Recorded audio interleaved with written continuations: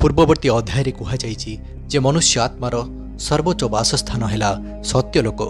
ଏହାର ଅର୍ଥ ଏହି ଯେ ମନୁଷ୍ୟ ଆତ୍ମା ଭଗବାନଙ୍କର ଅଂଶବିଶେଷ ହୋଇଥିବାରୁ ଏହାର ପ୍ରକୃତ ବାସସ୍ଥାନ ବୈକୁଣ୍ଠ ଧାମ, କିନ୍ତୁ ସେଠାରେ ଏହା ପରମେଶ୍ୱରଙ୍କର ଅଂଶବିଶେଷ ରୂପେ ଥାଏ ଏବଂ ବ୍ରହ୍ମବିଦ୍ୟାରେ ଏହାକୁ ମୋନାନ୍ ବୋଲି କହନ୍ତି।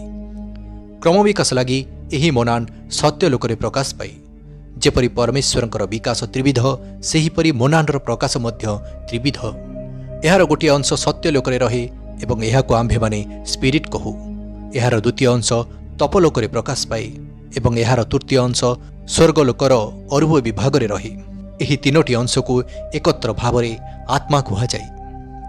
କାରଣ ଶରୀରରେ ଏହାର ପ୍ରକାଶ ଓ ଉଚ୍ଚତର ସ୍ୱର୍ଗଲୋକ ଏହାର ବାସସ୍ଥାନ। ମନୁଷ୍ୟତ୍ୱର ଆରମ୍ଭଠାରୁ ଭଗବତ ପ୍ରାପ୍ତି ପର୍ଯ୍ୟନ୍ତ ଏହି ଆତ୍ମାର କ୍ରମବିକାଶ ଛଡ଼ା ଆଉ କିଛି ପରିବର୍ତ୍ତନ ହୁଏ ନାହିଁ। ତାହାର ଜନ୍ମ, ମୃତ୍ୟୁ, ଜରା, ବ୍ୟାଧି ଇତ୍ୟାଦି କିଛି ନାହିଁ। ଆମ୍ଭେମାନେ ଯାହାକୁ ଏକ ଜୀବନକାଳ କହୁ, ତାହା ଆତ୍ମାର ଜୀବନକାଳର ଗୋଟିଏ ଦିନ ପରି। ଆମ୍ଭେମାନେ ଯାହାକୁ ଶରୀର ବା ଦେହ କହୁ, ତାହା ଆତ୍ମାର ଗୋଟିଏ ପୋଷାକ ପରି। ସେ ଏହା କ୍ରମବିକାଶ ପାଇଁ ପରିଧାନ କରିଥାଏ। କାରଣ ଶରୀରରେ ଥିବା ଆତ୍ମାର ଏହି ଦୃଶ୍ୟମାନ ସ୍ଥୂଳ ଶରୀର ଧାରଣ କରିବା ପୂର୍ବରୁ ଆଉ ଦୁଇଟି ଅଦୃଶ୍ୟ ସୂକ୍ଷ୍ମ ଦେହ ଧାରଣ କରିଥାଏ। ଯେତେବେଳେ ଆତ୍ମା ପୁନର୍ଜନ୍ମ ନେବାକୁ ଆସେ, ସେ ପ୍ରଥମେ ନିମ୍ନତର ସ୍ୱର୍ଗଲୋକର ପଦାର୍ଥରେ ନିଜକୁ ଆବୃତ କରେ। ଏହାକୁ ତାହାର ମନଦେହ ବୋଲି କୁହାଯାଏ। ଏହି ଦେହ ଦ୍ୱାରା ଆତ୍ମା ଭାବନା କରିପାରେ। ତାହାପରେ ସେ ଭୂବଲୋକର ପଦାର୍ଥରେ ନିଜକୁ ଆବୃତ କରେ। ଏହାକୁ ତାହାର କାମଦେହ ବୋଲି କୁହାଯାଏ। ଏହି ଦେହ ଦ୍ୱାରା ସେ ତାର କାମନା ଓ ବାସନା ଅନୁଭବ କରେ। କାମନା ଓ ବାସନା ସହିତ ଚିନ୍ତା ମଧ୍ୟ ଜଡ଼ିତ ଥାଏ। ସୁତରାଂ କାମନା ଓ ବାସନା କାମଦେହ ଓ ନିମ୍ନତର ମନଦେହ ଉଭୟଙ୍କ ଦ୍ୱାରା ଅନୁଭୂତ ହୁଏ। ତାହାପରେ ଆତ୍ମା ମାତୃଗର୍ଭରେ ସ୍ଥୂଳ ଦେହ ଧାରଣ କରି ଓ ସଂସାରରେ ଜନ୍ମ ଲାଭ କରେ। ସଂସାରରେ ଜୀବନଯାପନ କଲାପରେ ପ୍ରଥମେ ସ୍ଥୂଳ ଦେହଟି ନଷ୍ଟ ହୋଇଯାଏ ଓ ଆତ୍ମା କାମଦେହ, ମନଦେହ ଓ କାରଣ ଶରୀରରେ ଭୂବଲୋକରେ ପ୍ରବେଶ କରେ। ସଂସାରରେ ଏହାକୁ ମୃତ୍ୟୁ ବୋଲି କହନ୍ତି। ଭୂବଲୋକରେ ଆତ୍ମା କେତେ ଦିନ ବାସ କରିବ, ସଂସାରରେ କି ଧରଣର ଜୀବନଯାପନ କରିଛି, ତାହା ଉପରେ ନିର୍ଭର କରେ। ସେ ଯଦି ସଂସାରରେ କେବଳ ନିଚ କାମନା, ବାସନାପୂର୍ଣ୍ଣ ସ୍ୱାର୍ଥପର ଜୀବନଯାପନ କରିଥାଏ, ତେବେ ତାକୁ ଭୂବଲୋକରେ ଅଧିକ କାଳ ରହିବାକୁ ପଡ଼େ। କାରଣ ତାହାର କାମଦେହ ନଷ୍ଟ ହେବାକୁ ବହୁତ ଦିନ ଲାଗେ। ଯଦି ସଂସାରରେ ତାହାର ନିଚ ଧରଣର ସ୍ୱାର୍ଥପର କାମନା, ବାସନା କମ୍ ହୋଇଥାଏ, ତେବେ ତାହାର କାମଦେହ ଶୀଘ୍ର ନଷ୍ଟ ହୋଇଯାଏ। କାମଦେହ ନଷ୍ଟ ହୋଇଯିବା ଅର୍ଥ ମନୁଷ୍ୟର ଦ୍ୱିତୀୟ ମୃତ୍ୟୁ। ଏହାପରେ ସେ ମନଦେହରେ ସ୍ୱର୍ଗଲୋକରେ ବାସ କରେ। ଏଠାରେ ବାସକାଳର ଦୀର୍ଘତା ମନୁଷ୍ୟ ସଂସାରରେ ଥିବାବେଳେ କି ଧରଣର ଚିନ୍ତା ଓ ଭାବନା କରି ଆସିଛି, ତାହା ଉପରେ ନିର୍ଭର କରେ। ଯଦି ସଂସାରରେ ସେ ଉଚ୍ଚ ଚିନ୍ତା ଓ ମହତ୍ ଭାବନାରେ ସମୟ କଟାଇଥାଏ, ତେବେ ସେ ସ୍ୱର୍ଗଲୋକରେ ଅଧିକ କାଳ କଟାଏ। ଯଦି ନିଚ ଓ ସ୍ୱାର୍ଥପର ଚିନ୍ତା କରି ସମୟ କଟାଇଥାଏ, ତେବେ ଅଳ୍ପ ସମୟ କଟାଏ।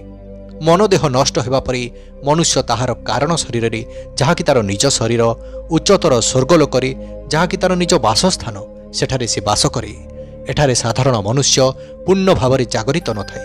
କାରଣ ଉଚ୍ଚତର ସ୍ୱର୍ଗଲୋକ ଯେଉଁ ପଦାର୍ଥରେ ନିର୍ମିତ, ତାହାର ସ୍ପନ୍ଦନ ଅତି ଦ୍ରୁତ ହୋଇଥିବାରୁ ସାଧାରଣ ମନୁଷ୍ୟର ଅନୁନ୍ନତ କାରଣ ଶରୀର ଏହା ଗ୍ରହଣ କରିପାରେ ନାହିଁ। ସେଥିଲାଗି ସାଧାରଣ ମନୁଷ୍ୟ ଏଠାରେ ବେଶୀ ଦିନ କଟାଇବାକୁ ଚାହେଁ ନାହିଁ। କିଛି କାଳ ବିଶ୍ରାମ ପରେ ସେ ନିମ୍ନତର ଲୋକକୁ ଯିବାକୁ ଚାହେଁ। କାରଣ ନିମ୍ନତର ଲୋକର ପଦାର୍ଥର ସ୍ପନ୍ଦନ ସେ ଗ୍ରହଣ କରିପାରେ ଓ ସେଥିଲାଗି ସେଠାରେ ସେ ପୂର୍ଣ୍ଣ ଭାବରେ ଜାଗରିତ ରହେ। ଅତଏବ ମନୁଷ୍ୟ ଉଚ୍ଚତର ସ୍ୱର୍ଗଲୋକରେ କିଛି କାଳ ବାସ କଲାପରେ ପୁଣି ମନଦେହ, କାମଦେହ ଓ ସ୍ଥୂଳ ଦେହ ଧାରଣ କରି ପୁନର୍ଜନ୍ମ ନିଏ। ଯେହେତୁ ଏହି ଦେହ ସବୁ ସମ୍ପୂର୍ଣ୍ଣ ନୂଆ ଓ ଏଥିରେ ତାହାର ପୁରୁଣା ଦେହ ସବୁର କୌଣସି ଅବଶିଷ୍ଟାଂଶ ନଥାଏ, ସେ ପୂର୍ବଜନ୍ମମାନଙ୍କରେ କୌଣସି କଥା ମନେ ରଖିପାରେ ନାହିଁ। ପୂର୍ବଜନ୍ମମାନଙ୍କର କୌଣସି କଥା ମନେ ନ ପଡ଼ିଲେ ମଧ୍ୟ ପୂର୍ବଜନ୍ମମାନଙ୍କର ଅନୁଭୂତି ଓ ଅଭିଜ୍ଞତା ତାହାର ଦେହରେ ଯେଉଁ ଦୋଷ ଓ ଗୁଣ ସବୁ ସୃଷ୍ଟି କରିଥାନ୍ତି, ସେଗୁଡ଼ିକ ସେ ଏ ଜନ୍ମରେ ପ୍ରକାଶ କରେ। ଅତଏବ ମନୁଷ୍ୟ ଯେଉଁ ସବୁ ଦୋଷ ଗୁଣ ନେଇ ସଂସାରରେ ଜନ୍ମ ଲାଭ କରିଥାଏ, ତାହା ତାହାର ପୂର୍ବ ଜନ୍ମାର୍ଜିତ। ଆତ୍ମାର କ୍ରମବିକାଶ ଲାଗି ତାକୁ ବାରମ୍ବାର ଜନ୍ମ ଗ୍ରହଣ କରିବାକୁ ପଡ଼େ ଓ ତାକୁ ବିଭିନ୍ନ ଦେହ ଧାରଣ କରିବାକୁ ପଡ଼େ। କାରଣ ଏହି ଦେହ ଦ୍ୱାରା ହିଁ ସେ ବାହାର ଜଗତର ସଂସ୍ପର୍ଶରେ ଆସେ ଓ ଅଭିଜ୍ଞତା ଲାଭ କରେ। ବିଭିନ୍ନ ପ୍ରକାରର ଅଭିଜ୍ଞତା ଦ୍ୱାରା ତାହାର ଅନ୍ତର୍ନିହିତ ଶକ୍ତି ଓ ଐଶ୍ୱରିକ ଗୁଣାବଳୀ ବିକାଶ ଲାଭ କରେ। କ୍ରମବିକାଶ ପଥରେ ମନୁଷ୍ୟ ବହୁ ଅବାଞ୍ଛିତ ଓ ଅନିଷ୍ଟକାରୀ ଦୁର୍ଗୁଣ ସବୁ ହାସଲ କରିଥାଏ, କିନ୍ତୁ ଏଗୁଡ଼ିକ କାରଣ ଶରୀରରେ ସ୍ଥାନ ପାଇପାରନ୍ତି ନାହିଁ। काम क्रोध गर्व कामुकता ईर्षा अहंकार इत्यादि दुर्गुण सबू कामदेह और मनोदेहरे स्पंदन आनीपारती कारण यही देहगुड़िक स्थूलतर पदार्थ निर्मित किंतु कारण देहरे यही दुर्गुण गुड़िक कौन स्पंदन आनीपारती नहीं कारण यह सूक्ष्मतर पदार्थ निर्मित केवल जो सबू उच्च वासना और चिंता कामदेहर सर्वोच्च तीनोटी स्तर को और ताहार अनुरूप मनोदेहर स्तर को स्पंदित करिपारे सेही गुड़िक कारण शरीर को स्पंदित करिपारे मोटामोटी भाव में कहवाकू गले केवल सद्गुण गुड़िक मनुष्यर कारण शरीर में बीज स्वरूप रहीपे असद्गुण गुड़िक अस्थायी और क्रम विकास पथरे अंतराय सेथिलागि सेगुड़िक कारण शरीर में रहीपे नहीं।